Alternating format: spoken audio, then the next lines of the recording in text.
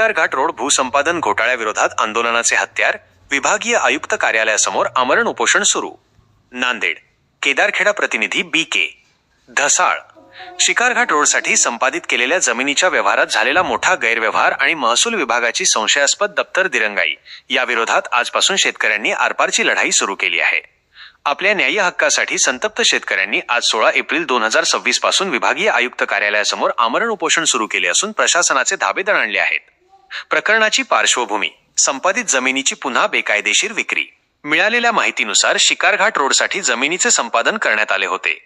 मात्र नियमानुसार 7/12 उतार्यावरून हे संपादित क्षेत्र वजा करणे आवश्यक असताना प्रशासनाने तसे केले नाही. याच तांत्रिक त्रुटीचा फायदा घेत तीच जमीन पुन्हा बेकायदेशीरपणे विक्री करण्यात आली आहे. या गंभीर घोटाळ्याबाबत वारंवार तक्रारी करूनही महसूल विभागाने डोळेझाक केल्याचा आरोप आंदोलकांनी केला आहे. आंदोलकांच्या 6 प्रमुख मागण्या. प्रशासनाच्या दप्तर दिरंगाई विरोधात आंदोलकांनी खालील मागण्या रेटून धरल्या आहेत. क्षेत्र वजावट. शिकारघाट रोडसाठी संपादित केलेले क्षेत्र तातडीने 7/12 उतार्यावरून कमी करावे. अधिकारी चौकशी. तत्कालीन व विद्यमान महसूल तलाठी, सज्जा वडगाव व मंडळ अधिकाऱ्यांची विभागीय चौकशी करून कठोर कारवाई करावी. प्रशासकीय दंड. दप्तर दिरंगाई कायद्याअंतर्गत दोषींवर तात्काळ प्रशासकीय कारवाई करण्यात यावी. फौजदारी गुन्हे. संपादित जमिनीची पुनर्विक्री करणाऱ्यांविरोधात फौजदारी गुन्हे दाखल करावेत.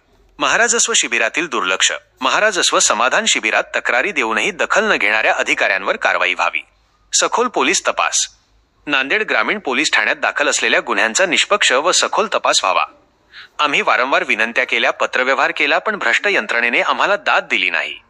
आता जोपर्यंत दोषींवर कारवाई होत नाही आणि आमच्या 7/12 उतार्यावरील नोंदी दुरुस्त होत नाहीत तोपर्यंत हे आमरण उपोषण मागे घेतले जाणार नाही. आंदोलक शेतकरी. प्रशासनाची कोंडी. विभागीय आयुक्त कार्यालयासमोर सुरू झालेल्या या आंदोलनामुळे महसूल विभागात खळबळ उडाली आहे. जमिनीच्या खरेदी विक्री व्यवहारातील हा घोटाळा आता किती मोठ्या थरापर्यंत जातो आणि प्रशासन यावर काय तोडगा काढते याकडे संपूर्ण जिल्ह्याचे लक्ष लागले आहे. क्षेत्र वजा करण्यासाठी मी वारंवार तलाठी कार्यालय सज्जा वडगाव येथे वारंवार पत्र देऊन देखील त्यांची मनमानी आहे. छत्रपती शिवाजी महाराज महाराजस्व समाधान शिबिर अंतर्गत देखील वारंवार पत्र दिले, मात्र हे शिबिर केवळ नामापुरतेच आहे असे सर्व जनतेस निदर्शनास येत आहे. इथे समाधान नसून केवळ शेतकऱ्याची विटंबना आहे.